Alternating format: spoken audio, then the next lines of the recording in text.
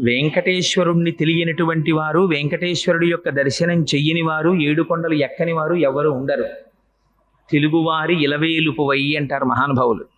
అందుకని అందున తెలుగువారికి వెంకటాచలపతి, ఆ వెంకటరమణుడు అంటే ఉండేటటువంటి భక్తి మరింత ప్రసిద్ధం.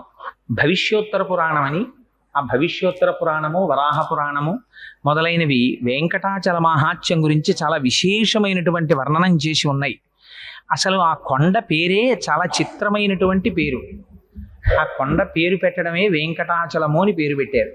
ఎంత ఆశ్చర్యకరమైన విషయం అంటే, అన్నారు అజాయమానో బహుధా విజాయతి.